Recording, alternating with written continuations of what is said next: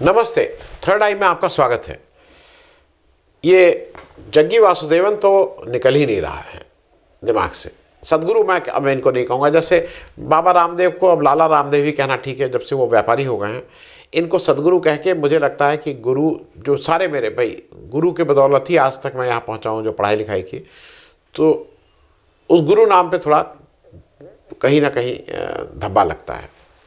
तो ये जग्गी वासुदेव जी का काले कारनामे नेशनल नहीं इंटरनेशनली भी अब खुल के आ रहे हैं।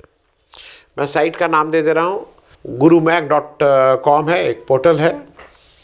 उसमें द गुरु करके इनसाइड सदगुरु कल्ट एम्पायर करके बी स्कोफील्ड हैं। ये एक बड़ी लेखिका हैं, पत्रकार हैं। इन्होंने बहुत से इस तरह के गुरु, इस तरह के परंपराओं, इस तरह के जादू टोने वालों पे बहुत कुछ लिखा है। वो कल्ट जो चलाते हैं इस तरह के, उसकी रिपोर्टर हैं। और इन्होंने इन्हीं के उससे मोटिवेट होके HBO की सीरीज़ भी बहुत चली हैं। और उनके काम को New York times, rolling stone, people, Netflix, ये सब उनको करते हैं। इन्होंने किताब भी लिखी है, hunting Lucifer, one reporters search for cult and Demons.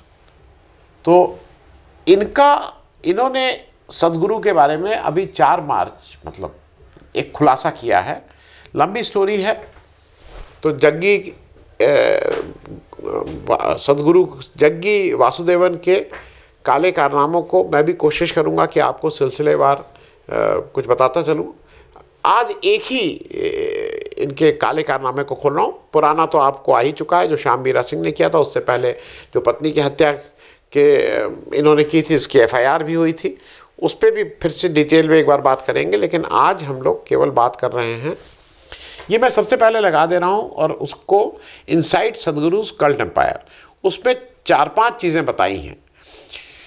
ये मैं सबसे पहले आप इसको देख लीजिए। अ टीचर एट सदगुरु school speaks out alleging he required young girls to be topless during the initiation ceremony and that he touches their backs। ये आपका मैं बता चुका था, लेकिन इसको डिटेल का भी करेंगे।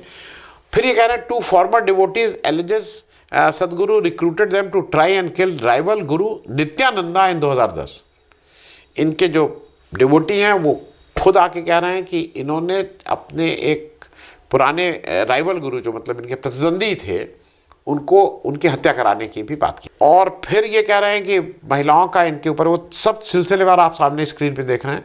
वुमेन अक्यूजेस हिम ऑफ कोर्सिंग, महिलाएं इनको सेक्सुअल एक्ट करने के लिए ये ज़बरदस्ती करते थे, बता रहे हैं। और स्पेशल सेरेमनी में वो ऊपर कोई टॉपलेस हो जाए, नंगी रहे, इसके लिए भी सदगुरु इनको मोटिवेट करते थे। फिर ये भी बताया कि सदगुरु जो हैं वो जब दीक्षा देते हैं उस समय वो चाहते हैं कि उनके जो भी मतलब मॉन्क या जो सन्यासी बना रहे हैं, वो दोनों स्त्री पुरुष दोनों नंगे रहें। He claims to be enlightened master who has come to fulfil an ancient prophecy of being a perfect world teacher. अपने को मतलब दुनिया में तो इनको गुरु वही नॉन बायोलॉजिकल हैं, भगवान द्वारा भेजे गए हैं।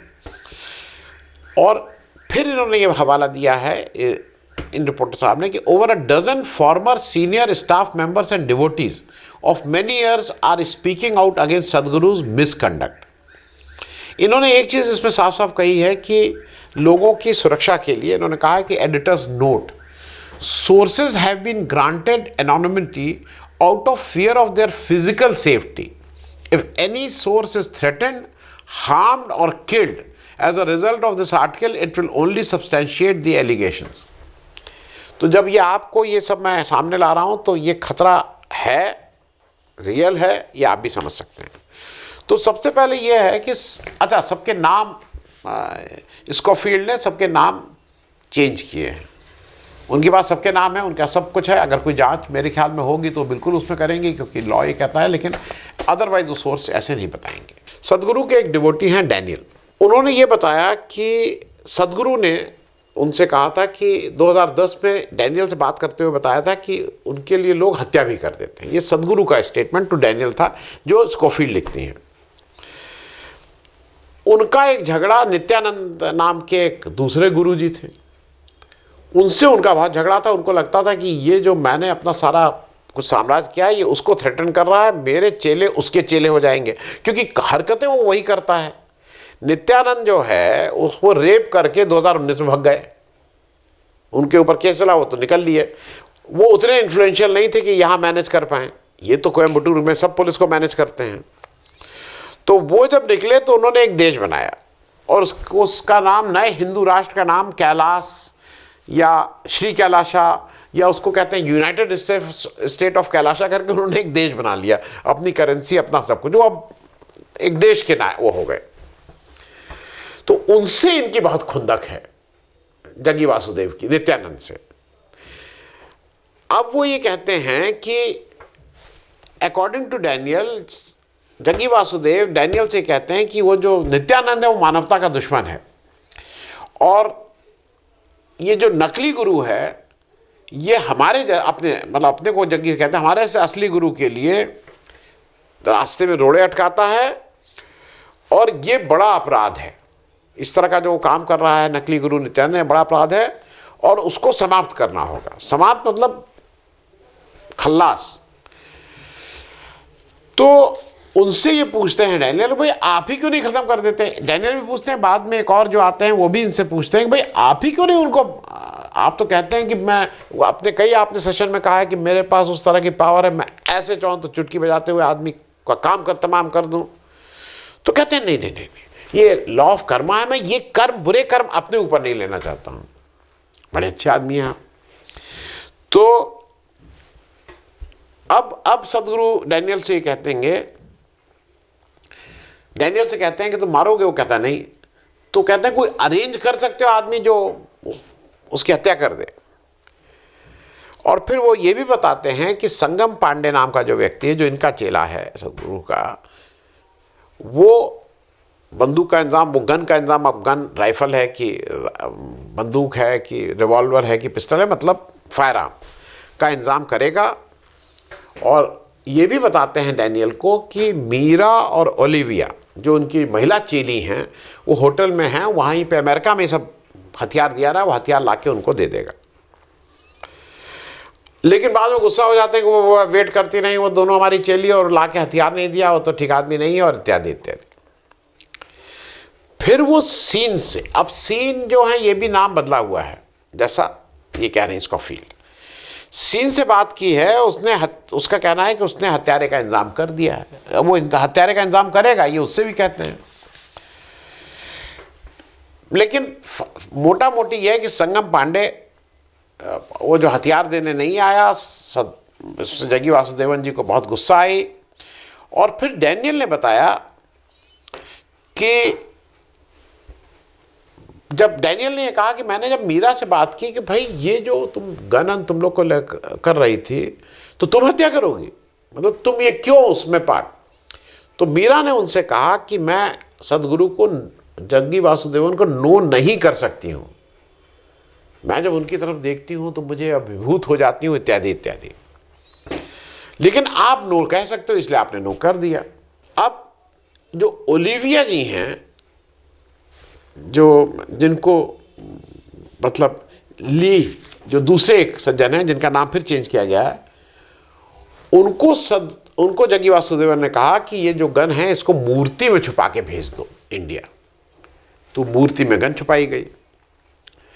अच्छा, वो ली के पिताजी की गन थी, अमेरिका में गन आसानी से मिल जाती, वो उनके पिताजी की गन थी, और वहाँ से वो शिप कर दी गई।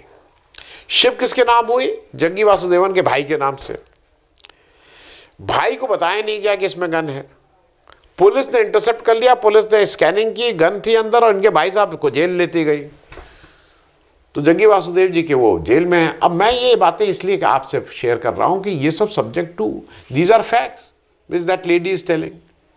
चेक करके ये जरूर बताना चाहिए, अगर इतना बड़ा वो है कि इनके भाई इस तरह के आरोप, गन मतलब उनको एक मूर्ति मंगाए थे, उस मूर्ति में गन थी, इस आरोप में क्या जेल गए हैं?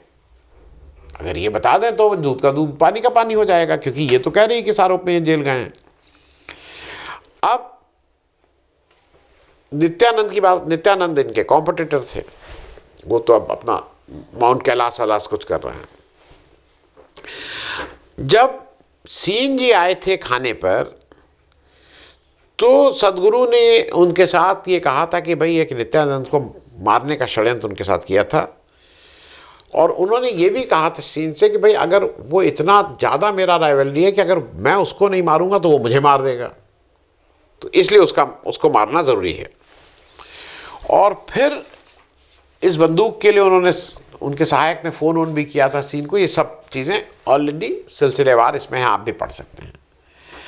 एक और चीज़ जो है, इनके यहाँ जो संदिग्ध मौतें हुई हैं जग्गी वासुदेवन के यहाँ, संगम पांडे वही वाला व्यक्ति जो मैंने बताया, वो जब ये सब हुआ और वो गन नहीं लाया उस समय, और वो 3 महीने बाद अमेरिका में एक टेनेसी स्टेट है कोई, टेनेसी स्टेट में जग्गी वासुदेवन जी का यही सब अपना था जो वो करते हैं, कथा नहीं वो बोलते हैं, वो अपना जो भी इवेंट करते हैं वो इवेंट था। उसको धार्मिक तो कहना ठीक नहीं है, वो इवेंट में उनका था, बड़ा इवेंट कुछ कर रहे थे। और उसी समय 2010 में संगम पांडे की मृत्यु हो जाती है निमोनिया से, ऐसा कहा जाता है। और ये वहाँ थे भाई साहब, जग्गी वासुदेव वहाँ थे, क्योंकि जैसे इनकी पत्नी की भी मृत्यु होती है तो ये वहाँ मौजूद रहते हैं। दूसरा एक संदिग्ध मौत होती है, एक सोमू नाम का व्यक्ति था। सोमू नाम के व्यक्ति इनके बहुत खास आदमी थे। उसकी एक महिला मित्र थी श्रीदेवी। श्रीदेवी का सोमू से प्रेम था, 20 साल तक सोमू के मतलब साथ उन लोग रहते थे, उनको कोर्टशिप थी, और वो आश्रम के पास ही रहती थी। ये बात एक करिश्मा नाम की महिला, जिसका नाम चेंज किया गया है उसने बताई है। उसने कहा है कि जो सोमू और श्रीदेवी थे, इनका मन ये था कि मैं अपना कोई एक ग्रुप, भाई ये तो जाल बट्टा है, तो जब हाथ की सफाई एक को समझ में आ गया कि ऐसे ऐसे किया जाता है, तो उसने कहा कि मैं अपना ही एक बढ़िया शुरू कर दूं। वो कोई सदगुरु हैं तो वो कोई बदगुरु हो जाएंगे, नदगुरु हो जाएंगे, कुछ नाम रख लो, मामला चलेगा। तो इसको जब पता लगा तो सदगुरु मतलब ये जग्गी वासुदेव ने बहुत गुस्सा है कि हाउ डेयर यू, मतलब मेरा चेला मुझे से सीख के मेरा ही राइवल बनेगा। अच्छा, तो सोमू जी का क्या किया गया कि सोमू जी को हिमालय भेजा गया, जरा हिमालय जाइए आप कुछ एक काम से। और उनके साथ 2 व्यक्ति गए, ये 2000 की बात है। उसमें से एक व्यक्ति का नाम था स्वामी नंदकेश। नंदकेश जी के बारे में करिश्मा जी का कहना यह है कि ये जग्गी वासुदेवन जी के हेंचमैन थे, मतलब ठीक ना, वो थे। 2 लोग लेके सोमू के साथ गए, वो दोनों तो हिमालय से लौट आए, सोमू जी आए ही नहीं वापस। तब श्रीदेवी जो उनकी प्रेमिका थी, जो इतने साल उनके सोमू के साथ रही थी, और जो अपना अलग कल्ट मतलब अलग चलाना चाहती थी, कुछ दुकान अलग खोलना चाहती थी, उन्होंने जग्गी वासुदेवन से बात की कि भाई ये सब क्या है और कहाँ रह गए हैं। उन्होंने कहा अच्छा। वो कुछ ही दिन बाद वो आश्रम के पास मृत पाई गई, और ये कहा गया कि उनको सांप ने काट लिया है। हालांकि ये करिश्मा फिर कहती हैं कि उनको इंजेक्शन दिया गया था जहर का, और वो ये भी बताया जाता है कि जग्गी वासुदेवन जी इंजेक्शन देना जानते हैं, क्योंकि उनको डायबिटीज़ है, वो इंसुलिन लेते हैं तो उनको इंजेक्शन लगाना आता है। वो इंजेक्शन लगाते हैं अपने आश्रम में। कभी कभी ये कह के कि लोग बहुत इरिटेटेड हैं, उनको काम करने के लिए, उनको शांत करने के लिए इंजेक्शन लगाते हैं। तो इस महिला को श्रीदेवी जी की यही लीला शायद इस तरह से समाप्त हुई थी। एक और बता के इस आज के एपिसोड को ख़त्म करूँगा। 2012 में इनके जो मेन अकाउंटेंट थे, जो हिसाब किताब देखते थे, उनका नाम था दिलीप राजरत्नम। राजरत्नम जी के बारे में वही करिश्मा जिनका नाम चेंज करके लिख रहे हैं इसको फील्ड, उन्होंने बताया कि दिलीप राजरत्नम को इनके सारे सही गलत उल्टे पुल्टे सारे पैसे की जानकारी, कहाँ ला रहे हैं, कहाँ कर रहे हैं, कहाँ ले जा रहे हैं, वो सब जानकारी थी। अब कहीं से इनको लगा कि दिलीप राजरत्नम को तो बहुत चीज़ें पता लग गई हैं, तो इनका एक व्यक्ति था वेंकी ने दिलीप से खूब दोस्ती बढ़ाई, और एक दिन कार में बिठाए गए दिलीप राजरत्नम जी, और उस कार में जो बिठाया गया तो बाद में यह हुआ कि नहीं, उसकी सीट बेल्ट ठीक नहीं थी, वो कार भिड़ी, वेंकी जी को कुछ नहीं हुआ, दिलीज रत्नम जी मर गए, जिनके पास सारा पोल पट्टी थी। और ये वही दिलीप राजरत्नम थे जो इनके जग्गी वासुदेव के भाई को जेल से छुड़ाने का काम भी वही कर रहे थे, तो उनको इनकी सारी पोल पट्टियाँ मालूम थी, तो बहुत ज़्यादा राज उनको पता थे। तो इसलिए एक बात और बता दें, बहुत ज़्यादा राजदार भी नहीं होना चाहिए। बहुत ज़्यादा राजदार किसी के बन जाइए तो सबसे पहले वो आप ही को ठीक करता है।